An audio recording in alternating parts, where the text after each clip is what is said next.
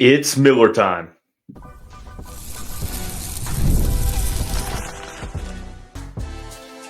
You are Locked On Louisville, your daily podcast on the Louisville Cardinals. Part of the Locked On Podcast Network, your team every day. Card Nation, what's going on, everyone? Welcome into this Thursday edition of the Locked On Louisville podcast. I'm your host, Dalton Pence. This is my 6th year covering the University of Louisville, 4th year hosting this show, and I want to take the time to personally thank you all for making us your first listen of the day. Just a reminder, Locked On Louisville free and available on all streaming services, including YouTube, 5 days a week, your team every day. We're continuing along in our top 15 football player ranking series. We are on the 4th of the 5 total episodes, discussing numbers 6 through 4 today. So 2 episodes remaining, all 3 players on the offensive side of the football. We'll discuss the talent outweighing the production for a certain player, another guy that is finally wide receiver 1, and of course, you can kind of understand what we're talking about here. It's Miller time. So I'll give you a little bit of a refresher into what the list looks like up until this point. Number 15, Rodney Johnson Jr. Number 14, Renee Conga. Number 13, Jordan Gerard. Number 12, Wesley Bailey. Number 11, TJ Quinn. Number 10, Adonijah Green. Number 9, Antonio Watts. Number 8, Clev Lubin. And number 7, Colin Lacey. Of course, I'm going to repeat it again. The criteria for this, it's kind of like 4 categories combined into one. It's overall talent, it's value to the team in respect to the position that player plays, how that specific player compares and ranks with other players at the position in the ACC, and then projected statistical production. One doesn't really outweigh the other. It's just kind of a matter of context for me. And number 5 through number 8, not much separating those 4 spots. Like, it was just kind of a matter of opinion. I went back and forth, but I've settled on this order. And the difference between number 6 and number 7 is even smaller. Number 6, the talent will outweigh the production. I'm talking about running back Duke Watson. Duke Watson had an incredible freshman season that got overlooked by how good Isaac Brown was. Isaac Brown set the freshman rushing record for the Louisville Cardinals, and he was the talk of the town. He was the player that everyone brought up when you think about Louisville football, right? It was Tyler Shuck. It was Ja'Cory Brooks. It was Isaac Brown. But what was happening during that same time period, or that same stretch of time, was Duke Watson making the absolute most out of every opportunity that he had. He received 67 carries last year. He turned that into 597 yards and 7 touchdowns. I mean, when you look at the numbers, averaging 8.9 yards per carry, that's insane. That's one of the best numbers in the country. Like, that is one of the most efficient seasons in the country for a running back last year.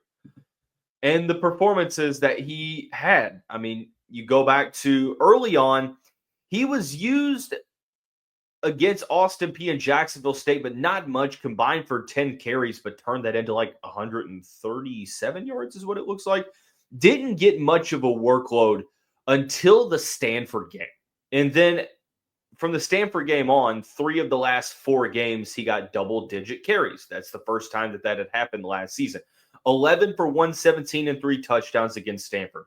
11 for 69 against Pittsburgh. 6 for 104 and 2 touchdowns against Kentucky. And then 10 for 83 against Washington. So even when he saw an increase in carries, the efficiency didn't really take a hit. Now, I'm not really naive enough to believe that with a significant increase in carries in 2025, Duke Watson is still going to average 9 yards a touch. Like, that's likely not going to happen. If it does, I mean, he's one of the best running backs in football. But he's on this list because even though the production might not match up with like a top 6 player, I still believe that Duke Watson has the talent to put him here. Like Duke Watson, if you tell me, hey, I believe he's a top 5 running back in the conference, I'm going to say, you know what? You might be cooking with that because he's just sort of a victim of the situation here. Like you have Isaac Brown, who was so dang good last year, 1,173 yards and 11 touchdowns. Now, what does this statistical production look like next season for Duke Watson? If you look at the breakdown, Isaac Brown had 165 carries. Duke Watson had 67. Keywan Brown, 47. Don Chaney Jr., 50. Maurice Turner had 27. So you kind of take the Don Chaney carries number, the Maurice Turner number. I mean, that's 77 combined snaps there. I think that you're probably adding to each of them. Like, I think that Duke Watson this is a tough one. Like, I went back to 2023, and, you had Jawar Jordan, who got the, lion's share, if you will, 181 carries. Isaac Guerrero had 132. Maurice Turner had 62. Like, I think it's going to be closer to 100 than it is 50, even though Louisville's going to throw the ball more than they did in 2023. So I'm going to say 85 carries. I think, and this is one of my hot takes here, is that it's going to be much more of like a 1A, 1B, like two-headed monster than Cardinal fans believe. And that might not show up early on because I think it's going to be a focal point to keep your two running backs healthy. But once you get into ACC play, like I think you're going to see Isaac Brown and Duke Watson still perform at a high level, but it's going to be on sort of more of an even snap count than what you might think. Sort of think of it like the Detroit Lions and how they run the backfield with David Montgomery and Jahmyr Gibbs. It's going to be kind of feeding the hot hand. So he's going to get the workload. Now, will his stat line be more impressive than Colin Lacey's?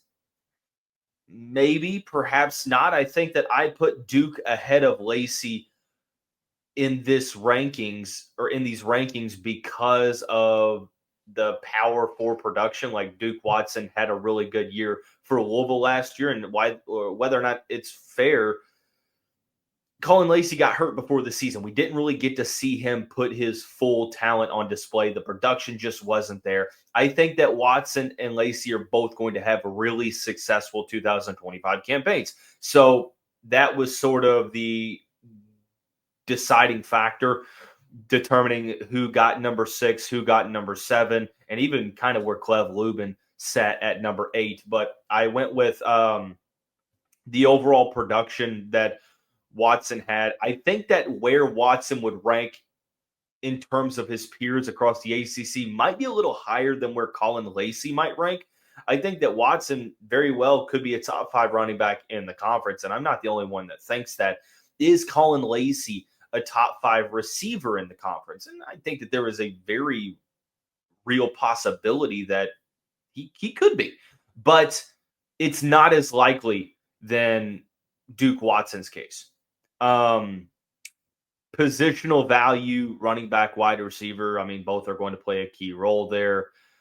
And overall talent, like I think that Duke Watson as a true sophomore, I think the ceiling might be a little bit higher at the power 4 than with Colin Lacey, who's going to be that 6-year guy.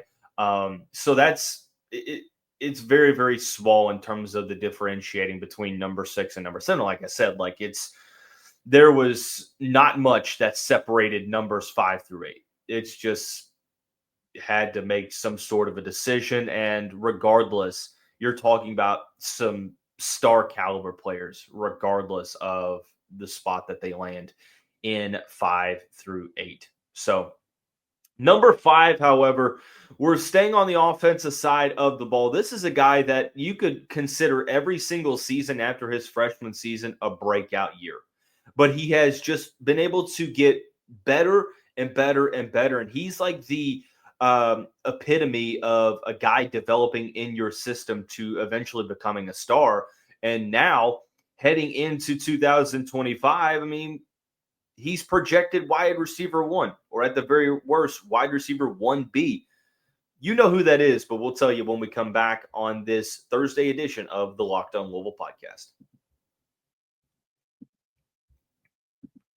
Card Nation, first, I want to take the time to tell you about our friends over at FanDuel. Summer sports are in full swing, whether you're all about baseball under the lights or golf on the green. FanDuel is the best way to make every game more exciting because, look, you're already following the action. Why not make it a little bit more thrilling? With FanDuel, you can get in on the game while your friends are getting sunburnt at the beach, at the lake, whatever body of water they are closest to. For me, I've been using FanDuel to track my favorite matchups, and the app keeps it fresh with new daily promotions like the home run parlay boosts, the same game parlay boosts. Like, it seems like there is a boost for your odds every single day on FanDuel. And look, if you're new, there's even more of an incentive to join because new customers can bet just $5 and get $150 in bonus bets if your first bet wins. All you have to do, open the app today or visit FanDuel.com to get started.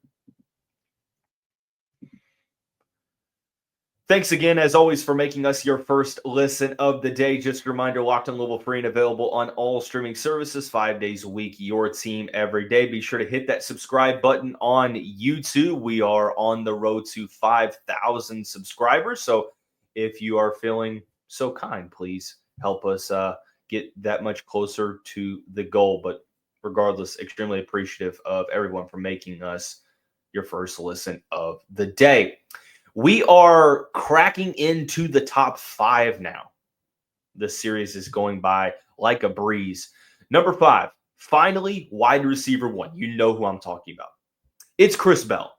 Chris Bell has been the epitome in an era of leaving when things get difficult, leaving when you aren't getting the playing time that you want.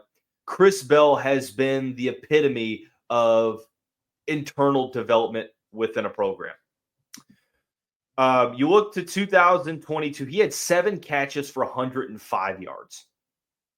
2023 saw about a 300-yard increase, 29 catches for 407 yards and 2 touchdowns. So instinctively, we saw sort of a linear growth in 2024, 43 catches, 737 yards and 4 touchdowns. But it wasn't just the statistical numbers that increased. Like, I felt like Chris Bell sort of just grew up on the field. He had the unsportsmanlike penalties against Kentucky in 2023. I thought he carried himself really well on the field in 24. Didn't have any moments where he let his emotions get the best of him. He didn't eliminate them all the way, but he significantly reduced the amount of drops and mistakes that he had on the field and allowed him to just sort of be that Robin to Ja'Cory Brooks' Batman. Ja'Cory Brooks had 1,013 rushing yards last year. Chris Bell had 737. Of course, each and every season, Bell has gotten better and better. And now he's to the point to where you can pencil him in as wide receiver 1. And he's the reason why the Cardinals didn't go out and get another surefire wide receiver from the portal like we are used to them doing over the past couple of years. That's because, well, Chris Bell was getting a ton of interest from SEC programs. And there was a time, if you would have asked me early on this year, is Chris Bell going to stay? I probably would have told you, I doubt it. I doubt it. But something changed. It seemed like Louisville was, able to convince him, of course, obviously, to stay. And I'm extremely excited to see what 2025 holds because he didn't have the best spring game, but he's been very good in spring ball. Jeff Brohm made a comment when NFL scouts come to practice or they come to workouts, like they're always asking who number 0 is. Of course, that's Chris Bell because Chris Bell has that true NFL potential. And I mentioned yesterday that I try not to be extremely cliche. I try not to repeat the same thing over and over, but like this guy can play on Sundays. This is a guy that, is banking on a money year. And I think that this is a season where Chris Bell can make himself a lot of money and potentially get drafted in the 2026 NFL draft. 6'2", 220 pounds, really strong receiver, but can stretch the field like that second level speed is incredible, and he is your best home run threat on the team, like that deep threat that Tyler Shuck. I know he went to Ja'Cory Brooks a lot, but I mean, Chris Bell last season averaged 17.1 yards per reception. Like, he had career highs in every single category last year. He also had 2 carries for 43 yards. So it was just a really successful season for him. And I think we're going to see him take that next step forward. And that's why he's so high up this list, because the next step forward for Chris Bell is flirting with a 1,000-yard season. Does he get there? Oh man, this is a tough one, because Ja'Cory Brooks had 1,013, and you know that Colin Lacey is going to get his. You're going to run the ball a lot. The wide receiver 3 options are probably better than years past. I'm going to say he's right there. I'm not sure if he gets to 1,000, but he's going to be right there. I think that he will catch more than 50 passes. I think that he's going to increase that touchdown number by 2 once again. It went from 0 to 2, 2 to 4. Now I think it's going to go from 4 to 6. I think that he is going to develop a great camaraderie with quarterback Miller Moss, and that's going to lead NFL scouts to just tune in every single week to watch this guy play. I mean, if he's able to just continue to take that next step, if he puts it all together, I mean, the sky might not even be the limit. Like, you're going through the stratosphere at this point, because, I mean, he's always had the wide receiver 1 potential. And real ones know. Real diehards know when Louisville got his commitment, they're like, man, there's no way this guy should be ranked this low. Like, the tools, if he's able to put them together, I mean, watch out. And like, I've been a huge believer in Chris Bell, and this is like I said, I'm going to say it again, this is a money year for him. And I think that at the very worst, he's going to be wide receiver 1B. I think that Colin Lacey is going to get a ton of targets. So will Chris Bell. I made a point of emphasis to say that I think that Lacey will have the majority of the catches. Like, Lacey will lead the team in catches, but Bell is going to lead the team in yards. And I think that he's going to lead the team in receiving touchdowns as well.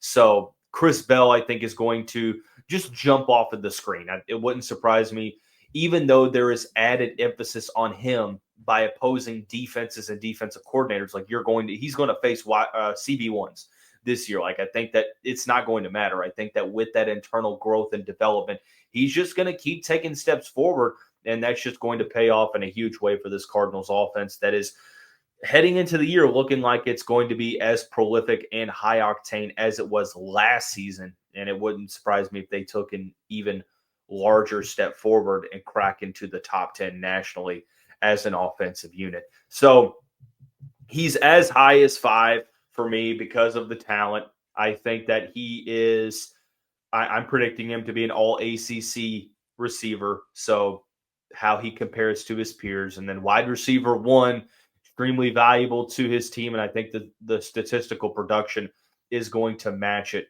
as well. Now, the reason why he's not ahead of, or why he's not higher on this list, because we're talking about potential player of the year candidates, top players at their position in the conference, and for number 4, positional value on the team. Now, you can argue, well, hey man, that's not fair, because player rankings shouldn't really take that into consideration, but I've got to be consistent. Like, I've been this consistent in 2023 and 2024, and I've got to stay this consistent in 2025.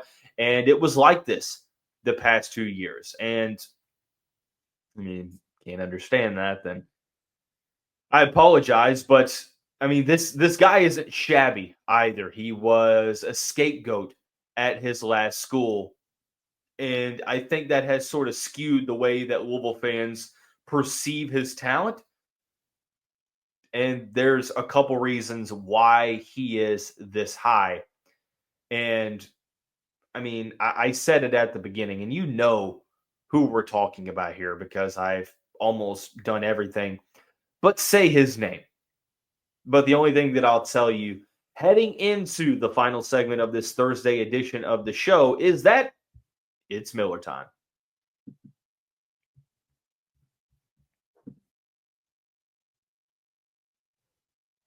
Card Nation, we have one more episode in this player ranking series that will air tomorrow. I am, of course, out of town if you have been paying attention to this series. Hopefully, selfishly, I'm asking for no like significant breaking news. So I'm going to have my laptop, but I'm not going to have my microphone or my camera or my lighting device. So if anything, might have like an impromptu YouTube short or like a 3-minute video with my AirPods in. But I'm hoping that it doesn't come down to that, and it's an uneventful, first full week of August, and then hey, after that, some good breaking news outside of that. But we are down to the final four, and of course, it's Miller time is pretty much a clear indication that number 4 is quarterback Miller Moss, and it's tough for me unless there's just like a huge battle in camp and you don't know who the starter is. If you know who your starter is, if you have high hopes for them, they're probably not outside of the top 5 because right away, the positional value that that player has for the team. I mean, there's no position more valuable than QB1. Like QB1 is your go-to top valuable position and oftentimes is your most valuable player by default. This past season at USC, he was the scapegoat. He was the scapegoat for poor offensive line play, for poor coaching, and for, Lincoln Riley just not meeting expectations. So what happened? Well, he switched quarterbacks and hoping that it would change something, and it didn't. Like USC's offense wasn't statistically better than they were with Miller Moss under center. Now, that doesn't mean that he is, preventing. Or it doesn't mean that we're preventing any criticism from coming his way. Like he wasn't the greatest. Had 9 interceptions last year. Sometimes was indecisive, and didn't show up in some games. Now, it seemed like he peaked against LSU earlier in the year, and then everything just kind of either plateaued or went downhill from there. But now he joins an offense after throwing for 2,555 yards in his first full season as a starter in 24, with 18 touchdowns and 9 interceptions, completing 64% of his passes. He joins an offense that is just completely quarterback friendly. Like Jeff Brohm is one of the best quarterback whisperers in the country. He is able to tailor an offense around a quarterback. We saw it with Jack Plummer. What happened? The Cardinals ran the ball more. 2024, what happened? Stretched the field more deep throws. 2025, I think, is going to be somewhat similar, more similar to 24 than it was 23. But the offense is going to look differently in terms of, I think, the identity. You're going to see more short to intermediate throws, like those quick throws to allow guys to get out in space, like Chris Bell, Colin Lacey, Trayshawn Hurry, Bobby Golden, guys that can just catch the ball and turn into yak monsters and get those yards after contact and yards after completion. Miller Moss is probably better than Tyler Shuck in not taking negative plays. And Shuck was really good at that, but Miller Moss is even better. Like he goes through his reads really quickly, very decisive, has great pocket awareness that, internal clock usually gets sped up to where if he needs to and it's fight or flight, he will get through the pocket and extend plays and drives with his legs. He's not a dual threat quarterback, of course, but he is a guy that is going to extend drives with his legs at times. Looking at the rushing numbers here, and look, sack yardage is involved, but actually he did not really have any rushing yards at all because of sack yardage, and USC's offensive line wasn't great.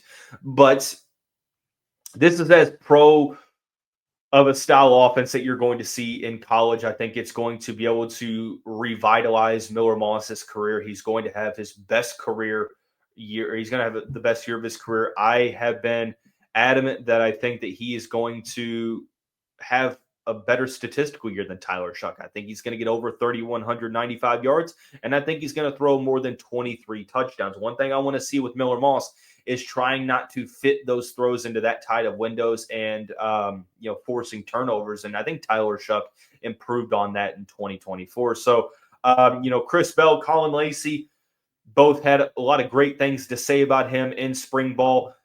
He looked really good in spring practice. I mean, this guy's going to be a stud. There's no doubt about it, in my opinion. I know that across the conference, national media members and other people that come out with these lists have Miller Moss a little bit further down the quarterback tier list. And I mean, I think he could be a top 5 quarterback in this league. Now, I will say that in terms of like top to bottom, the ACC's quarterback hierarchy, like they have some really good quarterbacks in the country or in the conference. Cade Klubnik, Kevin Jennings, Haynes King, Darian Mensah. Why am I drawing blanks here? Eli Holstein. I'm missing one for certain. I mean, Thomas Castellanos, but that's not who I was thinking about. I'm missing somebody, and it's driving me insane. They've got Kyron Drones as well. Who am I missing here? I'm missing somebody particularly important, but regardless, we'll come back to that. But I think that the reason why he's lower at number 4 is because I think the other like top 4 player or top 3 players on this list could rank higher in the country than in the conference than Miller Moss.